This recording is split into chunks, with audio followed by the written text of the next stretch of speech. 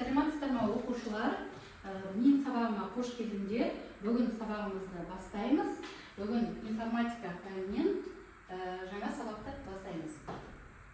Сабақты бастамас бұрын мен сіздерді ортаға шақырамын. Бүгін қандай көңіл күйлеріңізді анықтау мақсатында, одан қалды біздер мына көңіл күйлердің артында қай топқа бөлінетіндігін сіздер өздеріңіз таңдап аласыздар. Келе қойыңдар. Әрқайсымыз өзіміз смайлingімізді бір минут айтып алайық. Мына жерде. Проверь, жақында. Енді бірінші топ таңдаған оқушылар, біздерде топтың атауы бар, компьютерді қауіпсіздік. Екінші топ таңдаған оқушылар, біздерде ақпараттық қауіпсіздікті таңдайды. Кәнеке кеттік, кімге қандай көңіл күй ойнайды? Ал, қыз-бала, бірінші топ, жарайсың, алғыр, бірінші топқа. Келесі. Ақботаны, бірінші топ. Келесі. Назым, екінші топ. Хабибулла, екінші топқа жайғасамыз. Надия, екінші топ. Ахан, бірінші топ. Арман, бірінші топқа жайғасамыз. Ақерке, бірінші топ. Ақкүн, екінші топқа жайғасамыз. Тағадар, бірінші топ. Екінші топ және сізден екінші топқа отыра қойыңыздар. Енді оқушылар, екінші топ деген мына жақтағы. Ақпаратты қауіпсіздік. Келе қойыңдар. Мына жақтан жайғасамын. Оқушылар, енді әр топтың орындығында мынандай ленталар бар, яғни галстуктар бар. Осы әр топтың өзінің белгісі бар. Осы галстуктар мойныңызға іліп, әдемі болып отырайық. Жарайсыңдар. Ары қарай сабағымызды жалғастырамыз. Оқушылар, енді өткен сабаққа шолу жасайық. Яғни үй тапсырмасын тексеру мақсатында сіздерге қазір спиннер әдісі арқылы сұрақтар қойылады. Сол сұраққа белсенділік танытып, қолдарыңызды созып, сұраққа толыққанды жауап берейік. Сол әрбір жауапты мен смайлик арқылы бағалаймын, яғни интернет арқылы.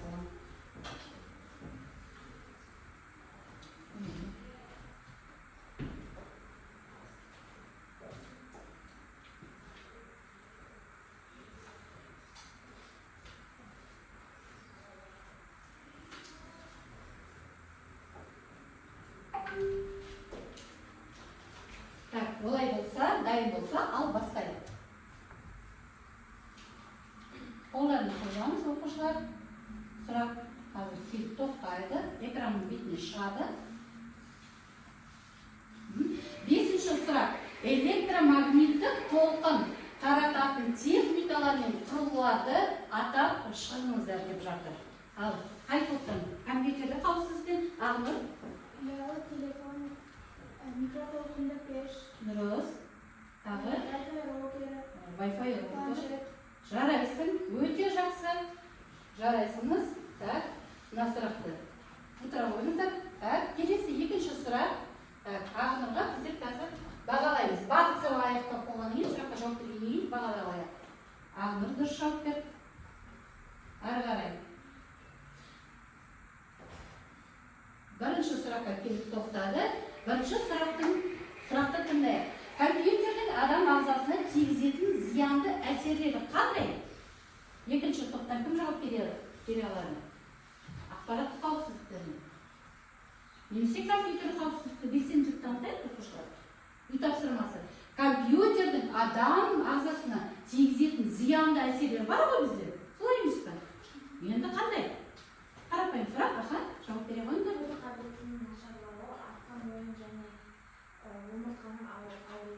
Яғни Ақкүн дұрыс айтады. Оқушылар, қараңызшы, біздерде компьютер бар. Одан шығатын сәулелер түтікшелері бар. Жақсы, жарайды, отыра қойыңдар. Біздерде зиянды, яғни адам ағзасына зиян, яғни көз ұзақ уақыт отыратын болса, көзге кері әсері бар ма? Көз қабілеті, яғни көз көру қабілеті нашарлайды, төмендейді. Одан кейін ұзақ уақыт тамшылмастан бір жеріне орында отыратын болса, омыртқамызға кері әсер бере ма? Омыртқаның қисаюына, солай ғой? Дұрыс айтады. Міне, осындай жауап дұрыс екен. Жарайды. Ары қарай жалғастырамыз, үй тапсырмасын. Так, екінші сұрақ. Қазір тоқтады, экранға шығады. Компьютер алдында отырудың қандай ережелері бар? Кім айтады екен? Екінші сұраққа қайтып жауап береді екен? Жауап бере қойшы, Рыскүл. Компьютер алдында қатты отыру және компьютермен көздің араластыруы елу жылға қапсың. Жарайсың, дұрыс, дұрыс айтты ма оқушылар? Қолдайсыңдар ма? Дұрыс айтады. Отыра ғой. Жарайсың, өте дұрыс айтты. Мына жерде Рыскүл, яғни компьютермен көз арақашықты сақтау керек, және белімізді тік ұстап, дұрыстап отыруымыз керек. Себебі ұзақ уақытта жұмыс жасап, және өзінің уақыты бар. Ересек адамдар жарты сағаттан сәл көбіректе отыруға рұқсат етіледі. Бірақ кішкентай балалар 20 минутта отыруының өзі оларға жеткілікті. Ары қарай. Екі сұрақ қалды, соның төртінші сұраққа келіп тоқтады. Ақпарат қауіпсіздіктің тобынан белсенді танытайық. Қараңызшы, сұрақтың былай айтылады. Техника адамның жеке жүйесіне және психикасына қандай әсер етеді екен? Ұзақ уақыт отыратын болсақ, көп уақыт отыратын болсақ. Мына жерде Ақерке жауап беремін деп отыр. Ақерке. Техниканың жүйке жүйесіне және психикасына қалай әсерін тигізеді? Техника күйзеліс тудырады, әлеуметтік шектеулер пайда болады, гаджет ойындарға тәуелді пайда болып, әлсіздік сезімі. Жарайсың. Келісесіздер ма, Яғни қараңызшы, мысалға алатын болсақ, осы сұрақтың жауабын толтырып жіберейік, Кәнеке. Қараңызшы, мысалы, кішкентай балалар қазіргі заманда көп ойын ойнайды, тіпті ересек адамдар ойын ойнайды. Егер де көп уақытты отырып бір жерде ойын ойнайтын, сол кезде ұтылып қалған жағдайда жүйке жүйесіне кері әсер тигізеді, нервничать етеді, кішкене бір ашуланшақтық пайда болады, солай ғой. Міне осы дұрыс жауабын қабылдаймын. Және соңғы сұрақ. Кәнеке, екінші топ белсенділік танытайық, бағалайық. Қазір экранға бетін шығады. Кеттік, үшінші сұрақта мен қолға салғым келіп отыр ақпараттық қауіпсіздік тобына. Компьютер, заманауи гаджеттер және мына жерде кішкене қателік бар. Зиянды қандай әсерлері бар? Біздердің заманауи гаджеттердің. Орнына тұра ғой, Мөлдір жауап беремін деп отыр. Зиянды әсерлері көздің бұрын қозғалуы, көздің ашуы, бас ауруы және көздің шаршауы. Міне, осы барлық зиянды әрекеттер. Жақсы, жарайсыңдар, отыра қойыңдар. Бүгінгі үй тапсырмасына кімдер?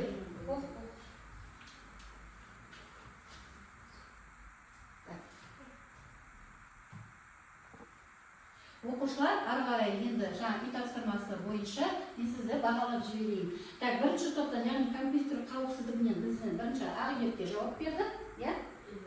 Ақерке. Ильяс Ақерке қазір. Ақерке. Бірлай. Одан кейін Мөлдірге. Мөлдір. Айлады Мөлдір. Олай дұрыс жауап. Одан кейін Бөлеген Ағына дұрыс жауап берді, дұрыс қой, дұрыс жауап берді. Содан кейін Ақбота сіздерге жауап берді. Және Ақкүн Иманғали. Және ешкімді қалдырған жоқпын ба, дұрыс па? Және неше лайк жиналды? Жалпы 5 лайк, яғни 5 сұраққа дұрыс жауап берді. Жарайсыңдар оқушылар, ары қарай өсіп белсенділікті танытамыз.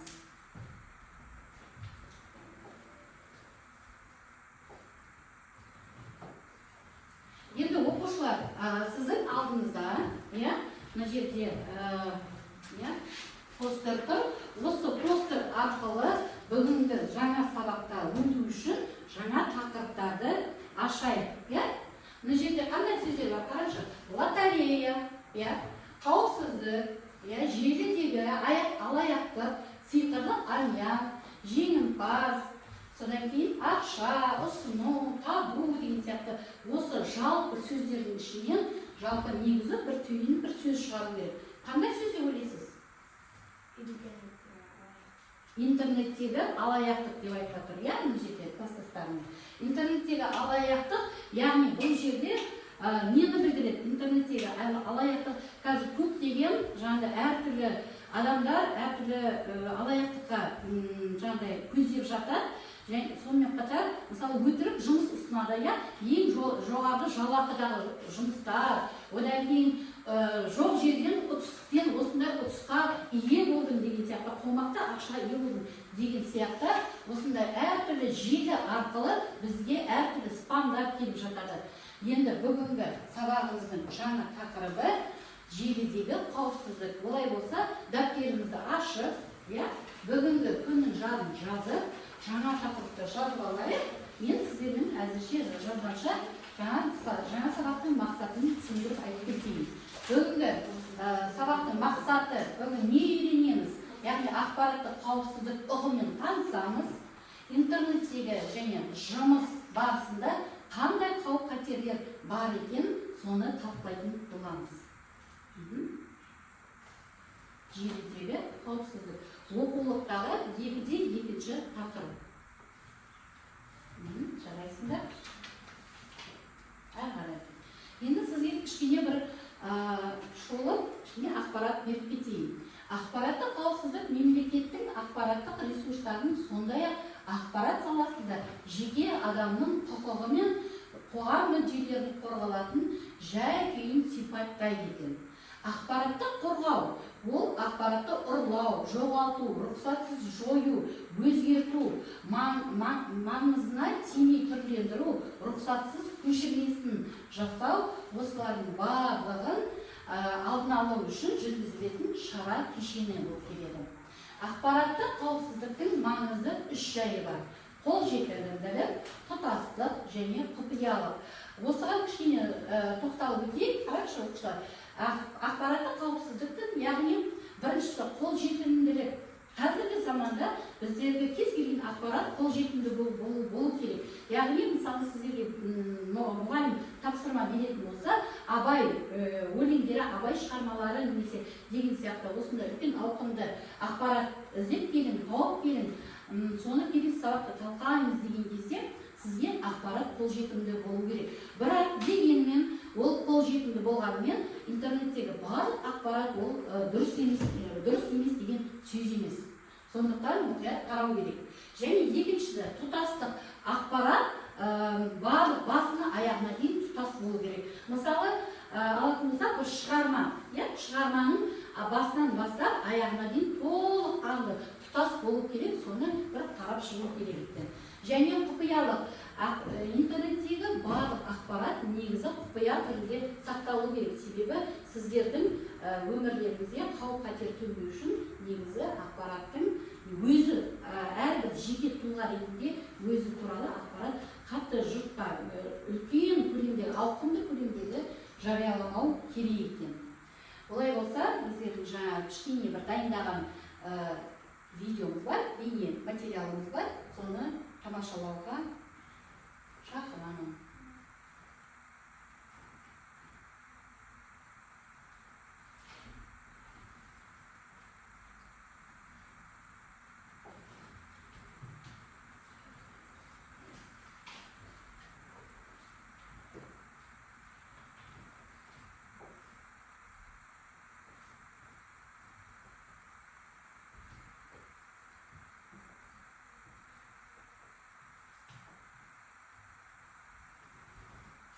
Жарайды, мені алып кетуге ағам келеді. Ол саған менің сабақ қарауға көмектесемін? Жоқ, оның басқа жұмыстары бар. Кеш келетінін айтты. Мен үйде жалғыз боламын. Алина, есікті ешкімге ашпа, бұл маңызды.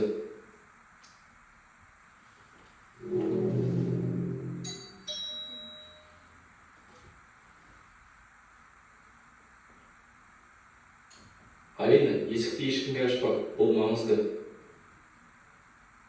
Сен кеткен соң бір кісі келді. Жарықтың түбіртегін алып келмейді. Болды, жарайды, қорықпа Алина. Үйде жалғыз боламын деп ешкімге айтпап па едің?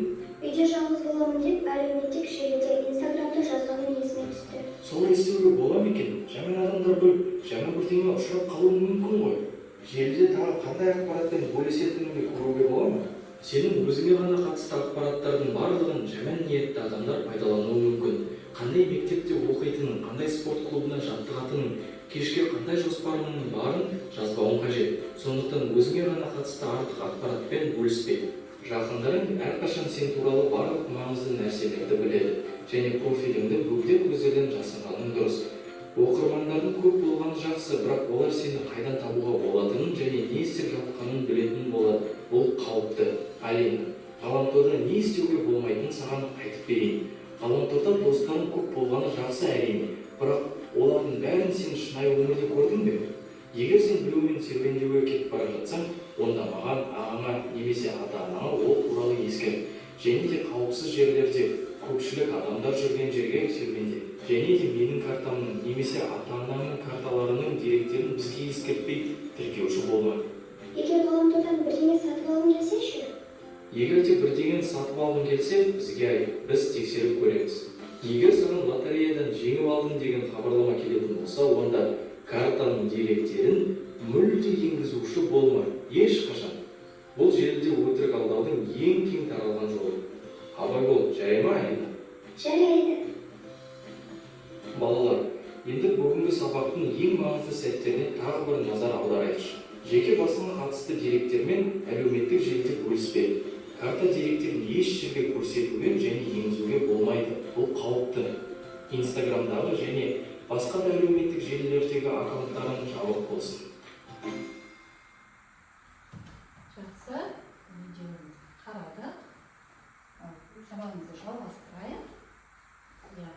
Оқушылар, жалпы бұл бейнероликте не түсіндік? Яғни өзіңіз туралы ақпаратты ешқандай ауқымды желіге, яғни әлеуметтік желіге жарияламау керек, одан қалды жаңа 30 лотерея ұттыңыз деген, осында қомақты ақша ұттыңыз деген сияқты ешқандай спамдарға сенбеу керек. Одан қалды біздер, яғни өзіміздің жаңағы карта бір нәрсе сатып алатын болса, үйдегі үлкен кісілермен ақылдасып, картаның номерін енгізбеуді бізге ұсынды. Дұрыс емес пе? Олай болса, біздер жасанды интеллекттің не айтатынын бізге тыңдап көрейік.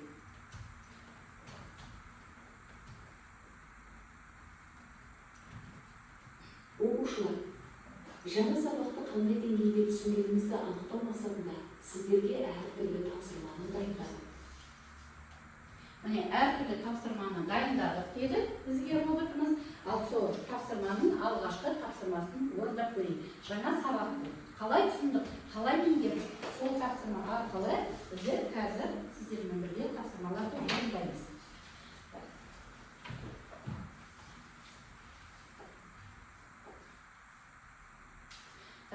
Одан алды бірінші термин сөздермен танысайық.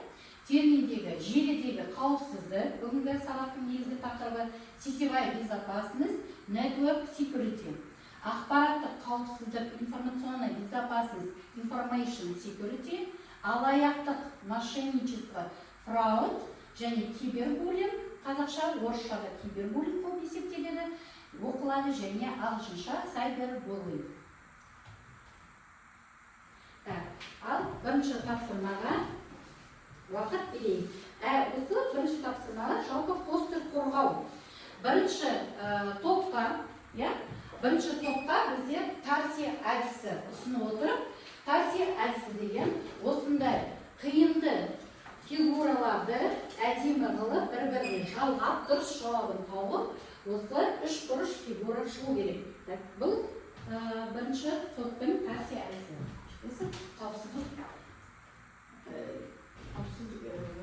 Желідегі қауіпсіздік тобының. Келесі, екінші топқа біздер интернеттегі бейне роликтер көргенде интернеттегі қандай алаяқтықтардың түрлері бар.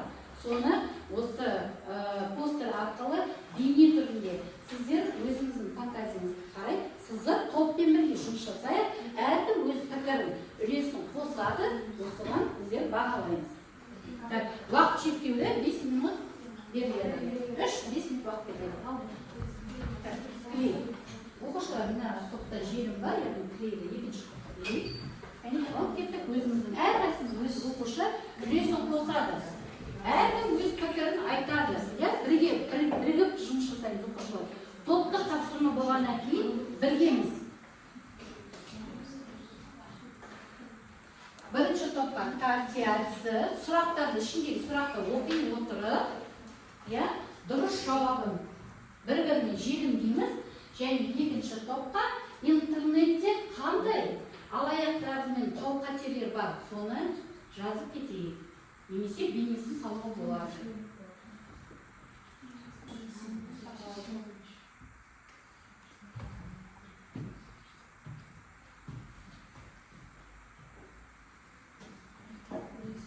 Бірге топқа берілсе, кезек орындаймыз. Сұрақтарды оқып, жауаптарын біріктіреміз. Яғни 3 күріш фигура шығу керек. Нәтижесінде экрандағы 3 күріш фигура шығу керек. Егер шықса болады, бір спикер тақтаға апарып, магнитпен жабыстырамыз. Алдарында магнит бар, оқушылар магнитті қолданамыз, Қай топ болды, алдыңызда қоңырау тұр, қоңырауға басу, Қай топ алғашқы болса, сол қоңырауды басып, дайын екенін білдіртіп, белгі берсеңіз болады оқушылар.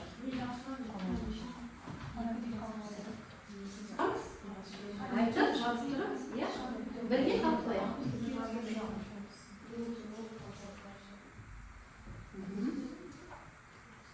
Көмектесеміз, топ мүшелері. Бір-бірімізге айтамыз, әркім өз үлесін қосын, әркім өзінің пікірін ойын жазсын. Демек, топтық тапсырма топпен бірге талқылап, осындай интернеттегі алаяқ қандай түрлері бар? Қандай жалпы алаяқ алып тастағанда қауіп-қатер қандай? Жаңа картаны не қылды? Бейнероликтер. Картаның номерін, номер карты дейміз ғой, соны бермеу керек, пин-кодты айтпау керек деген сияқты. Осындай қауіп-қатер бар ғой, соның бәрін жазуға болады. Өзің туралы ақпаратты, кәдімгідей деректерді барлық әлеуметтік желіге салмауға тырысу керек деген сияқты. Компьютерді қауіпсіздіктерді естіп жатыр да. Жылдам, кішкене жылдамдықтан уақыт шектеулі. Қатыспай отқан топ мүшелеріне баға қойылмайды. Сондықтан соны ескеріп отырамыз. Жақсы баға алғымыз келсе, белсенділік танытамыз. Қай топ болса, қоңырауды бірінші басамыз.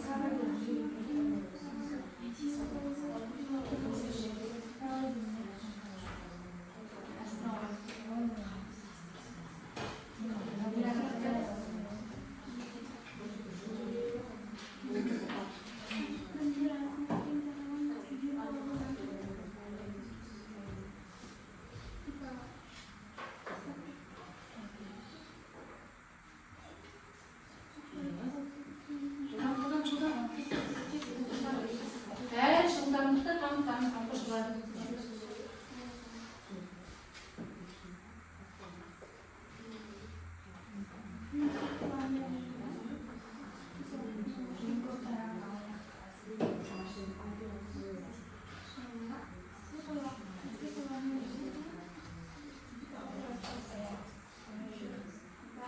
Қай топ бірінші болады, бір ұпай бонус қосылады. Сөйтіп айтайын. Бір ұпай бонус қосылады, қай топ бірінші болады, жылдамдық. Жылдам.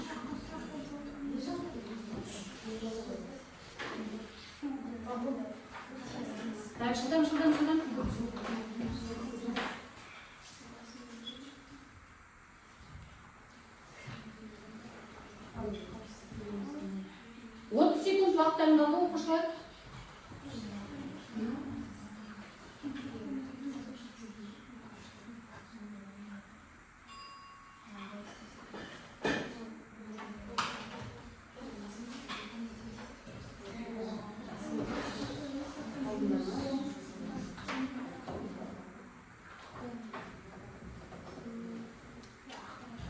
Так, уақыт бітті. аяқтады, кім дайын, қай топ дайын? Тақтаға шығып, бір спикер шыға қойды тақтаға, және алдарында магнит бар, магнитпен жабыстырамыз. Компьютерді қауіпсіздіктер, яғни бірінші топ, керек ойында бір спикер алып шыға қойды, тек бір оқушы тұрып, иә?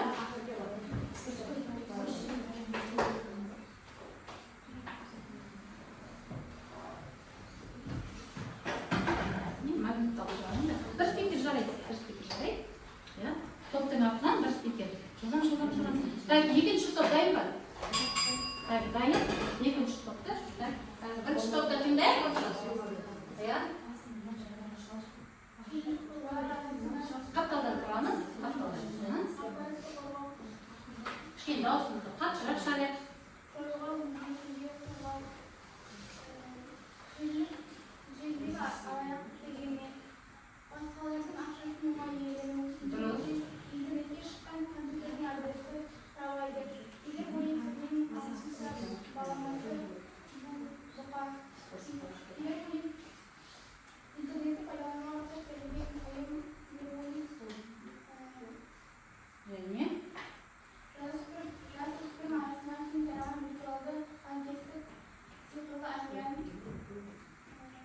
Мына жерде дұрыс емес, дұрыс қой, иә? Дұрыс деп ойлайсыңдар ма? Яғни жасөспірімдердегі арасындағы кең көлемдегі тараған ол не болып келеді? Буллинг болып келеді, иә? Кибербуллинг болып келеді. Сәл бір сөзіңіз қате жабыстырдыңдар. Жақсы, жарайды, аман отыра қойыңдар. Қол соғайық бір-бірімізге. Екі магнит алып шыға қойыңдар. Бір магнит ішінде бастамайды. Сол екі жұтты. Жастырға екі шеттен. Так, сіздерге түскен тағдыр интернет желісіндегі алаяқтық. Интернет желісіндегі алаяқ жұмыс немесе ақша табуды ұсыну. Бүгінде желімізде кең таралған алаяқтардың бірі. Телефон номерін белгілеу, дәрілер жиынтықтары немесе алыс туысқандардың түрлері. Қайырымдылық акциялар. Бұл да әлеуметтік желідегі алаяқтардың әдісі. Интернетте ақша табуды үйретудің керемет әдісі ескі бірақ кең таралған әдістердің бірі. Ой, жарайсыңдар, бір-біріңізге қол соғайық, дұрыс бұның толықтай келіседі, иә? Жақсы отыра қойып, өте жақсы жарайсыңдар. Ал енді осы топтық жұмысты мен бағалап кетейін.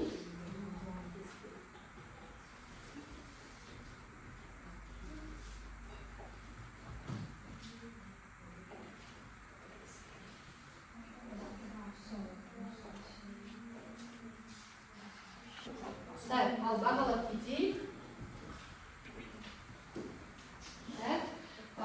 Екі топқа да бір-бір лайктан басып шығайық. Жарайсыңдар, белсенділік танытқандар үшін.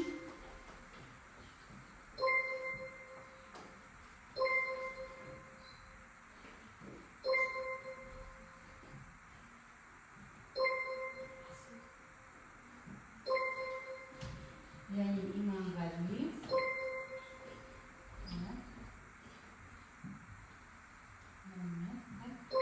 Және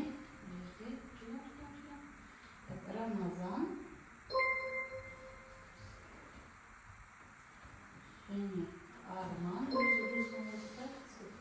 сонымен қатар Симахан Ахан және Түркеш Назым. Және мен айтқандай, кім алғашқы болды, сол топқа, яғни общий бір ұпай қосылады дедім. Яғни бізде алғашқы болған компьютердің бірінші тобы компьютерлі қауіпсіздік, бірақ дегенмен сәл бір қате жібергеннен кейін мен ол бонусты бере алмайды екенмін. Қол соғайық, бір-бірімізге өтіп белсене қатысып, ары қарай сабағымызды жалғастырамыз. Келесі тапсырма сіздерге жеке тапсырма. Қазір мен сіздерге ойын қосамын, сол ойындағы мұқият оқып, соны тапсырманы орындаймыз. Әрқайсыңыз келіп, мына жерде дұрыс жауабын басып кетуге шақырамын.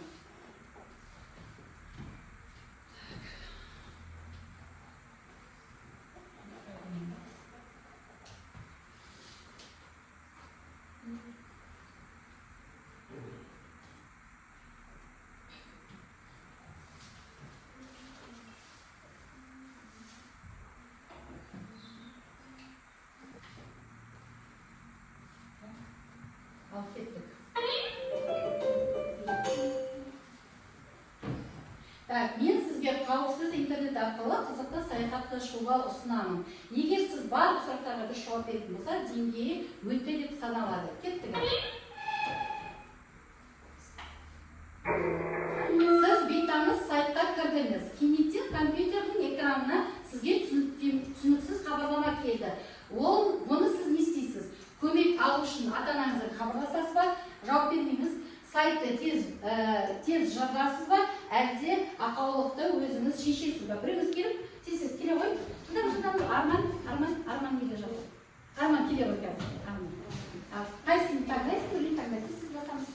Сайтты тез жабамыз, я? Дұрыс емес, Арман отыра ғой. Бір бойыңызды өтпетті келесі сұрақты жалғастырамыз. Электрондық поштаңызға, мекен-жайыңызға хабарлама келді. Сізге белгісіз пайдаланушы оны файл берді, жіберді, яғни сізге. Оны сіз қандай әрекет жасайсыз? Файлды жүктеп аласыз ба? Әлде файлды достарыңызға жібересіз ба? Немесе файлды ашпайсыз ба? Арман келе ғой жаңа орнынан тұрып, қайсысын таңдайсыңыз? Дұрыс жауап таңдауыңыз керек. Жылдам. Файлды ашпайсыз. Өте дұрыс жауап берді. Арманға әрі қарай саяхаттаймыз.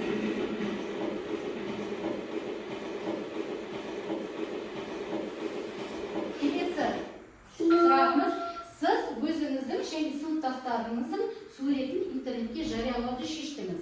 Сіз мұны жасағаныңыз дұрыс па сіздің? Қайсыз топта келе ғой? Сағадат? Жылдам. Жоқ, болмайды. Мүмкін сыныптастардың келісімі қажет, немесе сыныптастарының келісімі мүмкін. Қайсыңыз таңдаймыз? Болмайды. Дұрыс жауап берді, жарайсың. Отыра ғой. Ары қарай келесі сұрақ. Электрондық поштаңызға хаттар жиі келе бастайды. Оны спам деп атайды. Бұлар қандай хат? Ашуға және оқуға болмайтын хаттар, маңызды ақпарат бар хаттар, немесе кәдімгі хаттар. Кім жауап береді? Жылдам келе ғой. Ахан, жылдам. Қасыны таңдайсың. Біреуін таңдаймыз. Жарайсың. Ашуға болмайды. Жарайсың. Келесі сұрақ. Өте жақсы дұрыс жауап берді. Интернетте өзіңізге қалай қорғауға болады? Мүмкіндігінше өзіңіз туралы ақпарат аз беріп тырысасыз ба? Немесе өзіңіз достарыңыз, туыстарыңыз барлығын суретті орналастырасыз ба? Немесе компьютерді қорғаныңыз бен белгісіз адамға танысу шеңберін кеңейтесіз ба? Келе ғой, қайсысын таңдаймыз? Өте дұрыс жауап, яғни мүмкіндігінше өзіңіз туралы ақпарат аз береміз. Келесі 5-ші сұрақ бізде компьютерді қалай қорғауға болады? Тоқтан ажыратып бір сағаттан кейін қосасың ба? Антивирустық бағдарлама орнатасың ба? Немесе өшіріп штрафқа салып қоямыз ба? Қайсысын кім жауап береді? Келе ғой жақсы. Рысқұл, кешіріңіз. Қайсысын? Ол дұрыс емес болды сұрағымыз. Саяхат жалғасуда келесі кездескенше сау саламатта болыңыз деп айтып жатыр. Ал келесі тапсырма сіздерге. Жарайсыңдар, мен сіздерге қазір бағалап кетейін. Бізден келі.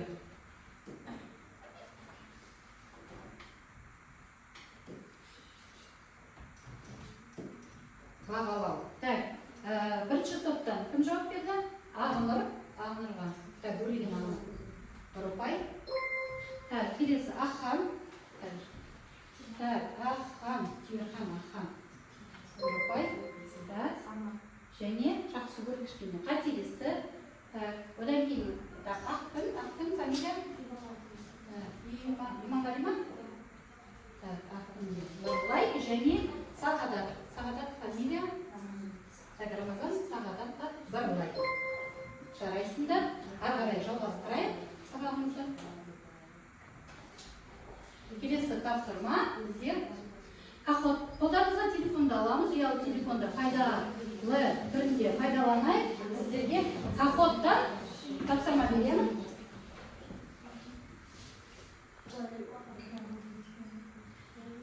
Келесі тапсырма. Қазір кахот бағдарламасын сізге қосылайық. Оқушылар, қазір кахотта сіздерге экрандарыңызға QR-код шығады. Сол QR-код сканерлеу арқылы жұптық тапсырма болып келеді. Сол себептен әрқайсыңыз қасында отырған жұп сұрағын жазасыңдар. Мысалы, мына жерде Ақнұр және Ақбота екеуін бірге жазасыңдар, иә? Рыскүл мен Ақерке деген сияқты екі жұп болғаннан кейін бірге жазамыз аттарыңызды. Аттарыңыз шығу үшін.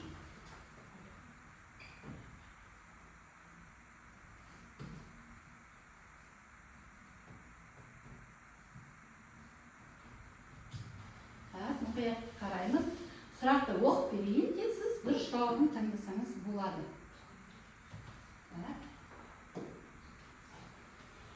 Ал кеттік.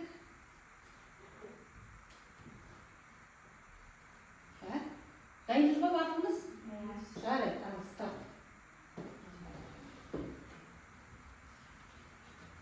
Қазір экранға шығады. Ал кеттік, сканерлейміз QR-код арқылы және пин-код жазамыз.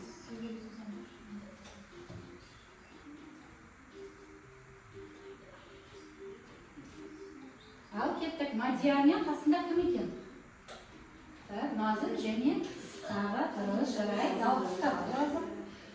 Ақан және Арман, Ақбота мен Ақнұр. Кенеке. Сонда бір топта 3 жұп болады, 6 жұп болу керек. 5 жұп шықты және 6 жұп жарайсыңдар. Ал дайынбыз ба? Кенеке, кеттік, бастаймыз. Белсенділік танытайық, кәнеке, кім дұрыс жауап берсе, қайтып дұрыс жауап берсе, жұп. Соған бонустық ұпай қосылады. Кеттік, мен оқимын сұрақтан. Мемлекеттік ақпараттық ресурстардың сондай-ақ ақпарат саласында жеке адамның құқықтары мен қоғамның мүдделерін қорғалуы қалай аталады? Ақпараттық шектеу ма? Ақпараттық қауіпсіздік па? Ақпараттық құпиялық па? Немесе ақпараттық құқық па? Соны кез келген оқушы бір жауап берді. 20 секунд кетті. Уақыт 20 секунд әрбір тапсырмада. 2-3 оқушы 3 жұп жауап берді. 4 жұп жауап берді және уақыт біткеннен кейін 4 дұрыс жауап. 4 жауап берді, бірақ 0 ұпай. Жарайды. Ары қарай кеттік. Әзірше. Жарай, кеттік. Жалғастырамыз. Келесі, екінші сұрақ. Мұқият оқыңдар сұрақты. Компьютерде сақталатын деректер, өңдейтін автономды жүйе ретінде қарастырылатын барлық деректер мәселесі қандай болып келеді? Компьютер қауіпсіздік, компьютерлік вирус, компьютерлік ережелер және компьютерлік ақпарат. 20 секунд уақыт кетті. 10 секундтай уақыттарыңыз қалды. Әнеке.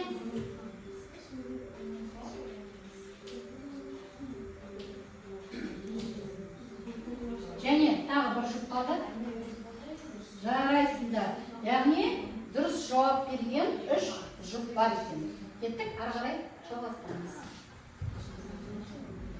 Кеттік, очко жинадық. Жарайсыңдар. 3-ші сұрақ. Желілік құрылғылар арасында ақпарат алмасу кезіндегі қорғау және рұқсатсыз кіруге қорғау мәселелері қалай аталады? Желілік этикет, желілік деректер, желілік арна және желілік қауіпсіздік.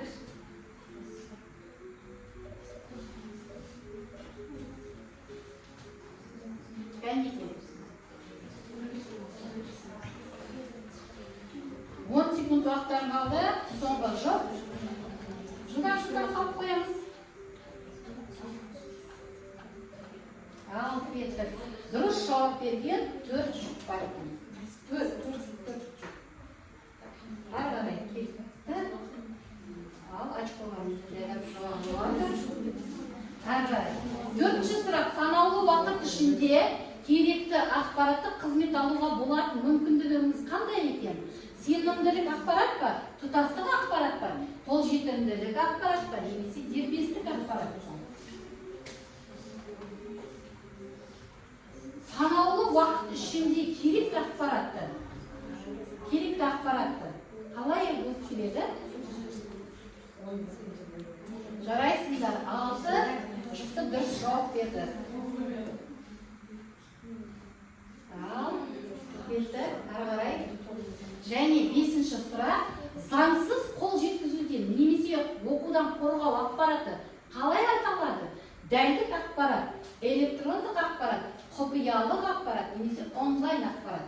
Заңсыз қол жеткізуден немесе оқудан қорғау ақпарат. Заңсыз.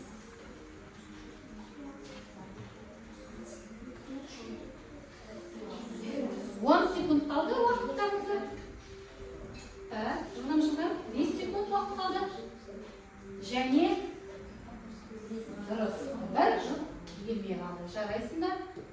Және соңғы сұрағымыз. Ой, жарайсыңдар. Ал, кеттік. Интернетке шыққан компьютердің адресі қалай аталады оқушылар? HTTPC, IP, немесе IT, немесе TPPC. Ал, кеттік. Есімдерін баршы. Жылдам. Ай. Дұрыс жауап берген жүр болады. Жарайсың, нәтижесін көрейік. Кәнеке, қай жұп? Үшінші жолда біздер айттым. Мадия, екінші жұпта және бірінші подиумға мінетініміз 3500 Ахан мен Арман. Бір-бірімізге қол соғайық. Жарайсыңдар. Өте тамаша. Сіздерді бағалап кетейін, оқушылар.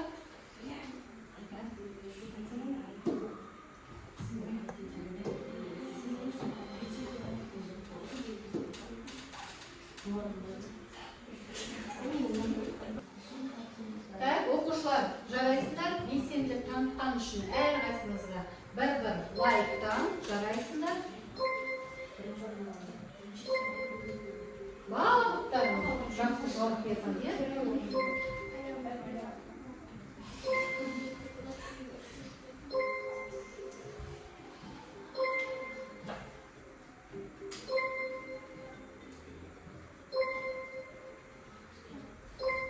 Ал оқушылар, олай болса, сіздерге бір тапсырма берейін деп жатырмын. Бүгінгі сабағымыз қандай деңгейде өткендігі сіздерге кері байланысқа шақырамын. Жақсы оқушылар, бүгінгі сабағымызды белсенділік танытқандар үшін көп рахмет. Бүгін белсенді барлық оқушылар белсенділік танытты. Соның ішінде ең ерекше көзге түскен оқушылар Ағнұр, бірінші топта Ақерке, Ақбота, Рыскүл белсенділік танытты. Ақкүн екінші топтан Сағадат және мына жерде Назым. Шықтың ба? Жақсы, жарай. Барлықтарына бөліп жармай, жақсы белсенділікті танытқан үшін жақсы деген баға қоямын.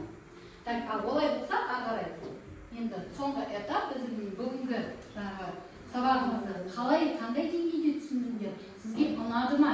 Соған кері байланыс ретінде тақтаға келіп, өздеріңіздің жаңағыдай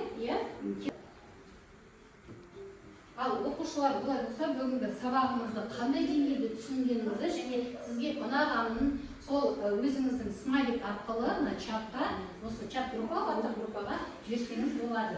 Бүгінгі сабақтан алған әсерлерін. Смайлик арқылы жіберсеңіз болады.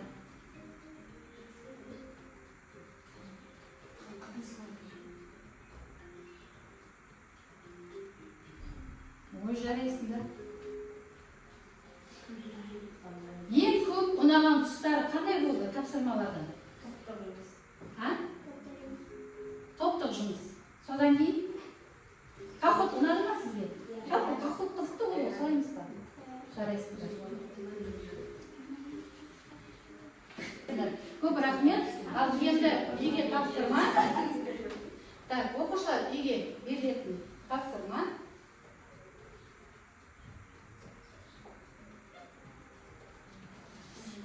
Келесі сабақтарда біздер сіздермен бірге үй тапсырмаңыз сізге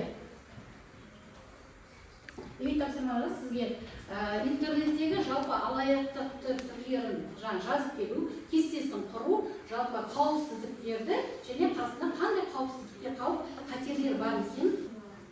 Ал оқушылар бүгінгі сабақтарыма қатысқандарыңызға көп рахмет.